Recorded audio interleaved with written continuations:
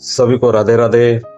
दर्शकों, यहाँ पोस्ट की गई हर वीडियो में समाज के लिए कुछ सीख होती है। यह वीडियो भी आपको निराश नहीं करेगी। आज का विषय बिल्कुल अलग है। आज की वीडियो हर वर्ग, हर उम्र के लोगों के लिए उपयोगी साबित होगी, इसलिए वीडियो में आखिर तक बने रहें। पहली बार हमारे चैनल पर आए हैं तो सब्सक्राइब कर लें और वीडियो अच्छी लगे तो लाइक और शेयर जरूर करें। तो चलिए आगे बढ़ते हैं। आजकल बहुत से लोग अपने रिश्तों में दुखी हैं क्योंकि वे उस इंसान को छोड़ने को तैयार नहीं होते जिससे वे रिश्ते में हैं। उन्हें यह पता है कि रिश्ता सही नहीं चल रहा, लेकिन फिर भी वे उसे छोड़ने के बजाय यह सोचते हैं कि शायद वे उस इंसान को बदल पाएंगे। वे मानते हैं कि वे किसी भी हद तक जाएंगे ताकि वह इंसान उन्हें प्यार करे। सबसे कठिन पहलू यह है कि ये वह सब कुछ कर रहे हैं इस उम्मीद में कि वह इंसान बदल जाएगा, जबकि सामने वाले इंसान का बदलने का कोई इरादा नहीं होता, बल्कि वह नए रिश्ते तलाशने के फिराक में होता है।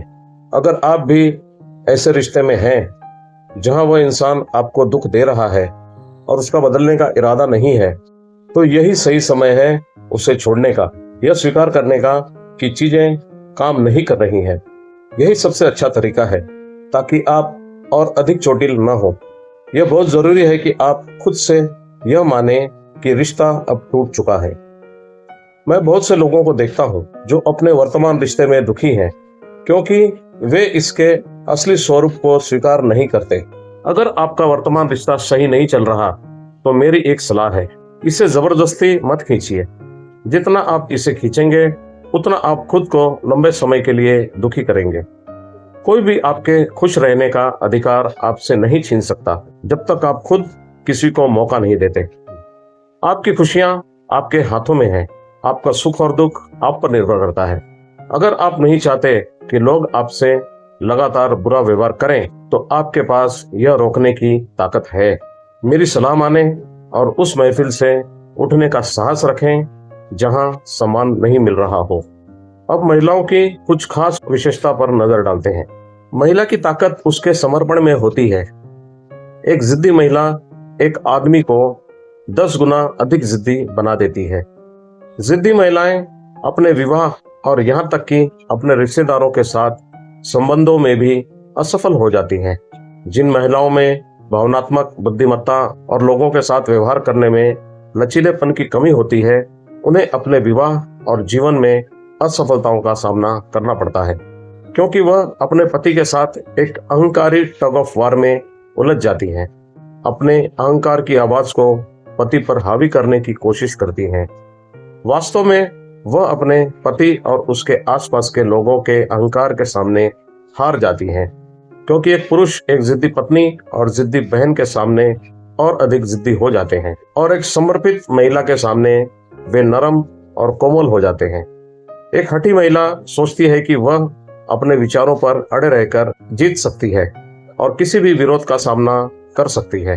वह यह भूल जाती है कि भले ही वह अपने जिद्दीपन से अपने विचारों और स्टैंड में जीत जाए, लेकिन वह उस दिल को खो देती है जो उससे प्यार करता था और उसकी देखभाल करता था। कई संस्कृतियों में कहावतें और बुद्धिमान युक्तियां एक सहज, कोमल, मित्रवत, धैर्यवान और सहनशील महिला की प्रशंसा करती है। यहाँ तक कि उस महिला की सिफारिश और प्रशंसा की गई है जो अपने पति का सम्मान करती है, कोमलता और बुद्धिमत्ता से बात करती है। बदले में पति उससे प्यार करेगा और उसे कभी नहीं छोड़ेगा। जो महिला अपने पति की आज्ञा मानती है और तूफान के गुजर जाने के लिए झुक जाती है, वही बुद्धिमान और तर्कसंगत महिला है जो फलती फूलती है और परिवार को एक साथ रखती है।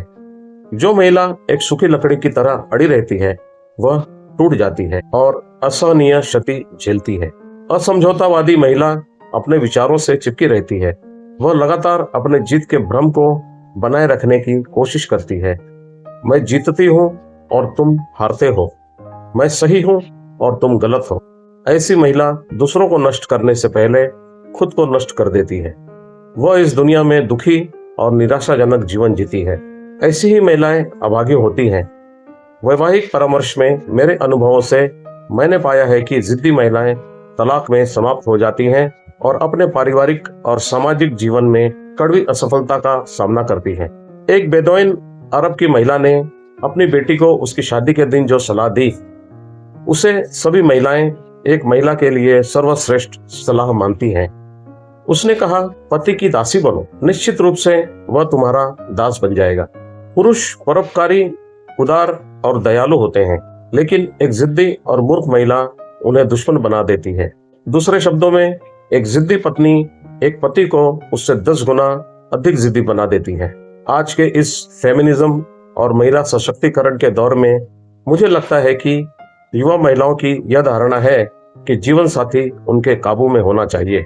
वे महिलाएं अहंकार और अधीरता से गंभीर रूप से प्रभावित हैं। महिलाएं अपनी अंतर्निहित दोषों पर काम करने के लिए तैयार ही नहीं है। उन्हें लगता है कि पुरुष को ही उनके अनुसार ढलना चाहिए। मेरी व्यक्तिगत राय में उपरोक्त सुझाव काम करते हैं और कोई भी महिला जो अपने विवाह को सफल बनाना चाहती है, इन्हें अपना सकती है। दुखी महिलाएं एक बार जरूर ट्राई करें। बाकी आजकल की शादी का हश्र तो आप देख ही रहे हैं। चलिए अब पारिवारिक झगड़े सुलझाने वाले सूत्र से संबंधित कुछ सलाह पर नजर डालते हैं। नंबर 1, अपने बेटे और पुत्र वधू को विवाह उपरांत अपने साथ रहने के लिए मजबूर न करें। यदि वह अलग रहना चाहते हैं, उत्तम है, उन्हें अलग करें। यहाँ तक कि किराए के मकान में भी रहने को कहें। अलग घर ढूंढना उनकी परेशानी है। आपका और बच्चों के घरों की अधिक दूरी आपके संबंधों को बेहतर बनाएगी। नंबर 2, अपनी पुत्र वधू से अपने पुत्र की पत्नी की तरह व्यवहार करें, न कि अपनी बेटी की तरह। आप मित्रवत हो सकते हैं। आपका पुत्र सदैव आपसे छोटा रहेगा, किंतु उसकी पत्नी नहीं। अगर एक बार भी उसे डांट देंगे तो वह सदैव याद रखेगी। वास्तविकता में केवल उसकी माँ ही उसे डांटने या सुधारने का अधिकार रखती है, आप नहीं। नंबर 3, आपके पुत्र वधू की कोई भी आदत या उसका चरित्र किसी भी अवस्था में आपकी नहीं, आपके पुत्र की परेशानी है, क्योंकि आपका पुत्र वयस्क है। नंबर 4, इकट्ठे रहते हुए भी अपनी अपनी जिम्मेदारियां स्पष्ट रखें। उनके कपड़े न धोएं, खाना न पकाएं या आया का काम न करें जब तक पुत्र वधू आपसे प्रार्थना न करें। अगर आप यह काम करने में सक्षम हैं और बदले में कोई उम्मीद ना हो तभी करें, वरना ना करें। अपने पुत्र की परेशानियों को अपनी परेशानी न बनाएं, उसे स्वयं हल करने दें। नंबर 5, जब वो लड़ रहे हो गूंगे एवं बहरे बने रहें। यह स्वाभाविक है कि पति पत्नी झगड़े में अपने अभिभावकों का हस्तक्षेप नहीं चाहते। नंबर 6, आपके पोती पोते केवल आपके पुत्र एवं पुत्र वधू के हैं। वो उन्हें जैसा बनाना चाहते हैं बनाने दें। अच्छाई या बुराई के लिए वह स्वयं जिम्मेदार होंगे। नंबर 7, आपकी पुत्र वधू को आपका सम्मान या सेवा करना जरूरी नहीं है, यह आपके बेटे का दायित्व है। आपको अपने बेटे को ऐसी शिक्षा देनी चाहिए कि वह अच्छा इंसान बने, जिससे पुत्र वधू के आपसे संबंध अच्छे बने रहें। नंबर 8, अपनी रिटायरमेंट सुनियोजित करें। अपने बच्चों से उसमें ज्यादा सहयोग की उम्मीद न करें। आप बहुत से पड़ाव अपने जीवन यात्रा में तय कर चुके हैं, पर उनको अभी जीवन यात्रा में बहुत कुछ सीखना बाकी है। नंबर 9, यह आपके हित में है कि आप अपने रिटायरमेंट जिंदगी का आनंद लें। बेहतर है अगर आप अपनी मृत्यु से पूर्व उसका भरपूर आनंद लें, जो आपने जीवन पर्यंत मेहनत करके बचाया है। अपनी कमाई को अपने लिए महत्वहीन न होने दें। नंबर 10, आपके नाती पोते आपके परिवार का हिस्सा नहीं है, वह अपने अभिभावकों के धरोहर हैं, उन पर हक ना जताएं। कृपया ध्यान दें, यह संदेश सिर्फ आपके लिए नहीं है, इसे मित्रों, अभिभावकों, ससुरालियों, चाचा चाची एवं ताऊ ताई, पति एवं पत्नी सभी शांति एवं समृद्धि के लिए शेयर करें, क्योंकि यह उच्चतम न्यायालय के न्यायाधीश जो पारिवारिक झगड़े सुलझाते रहे हैं, उनके तजुर्बे पर आधारित है।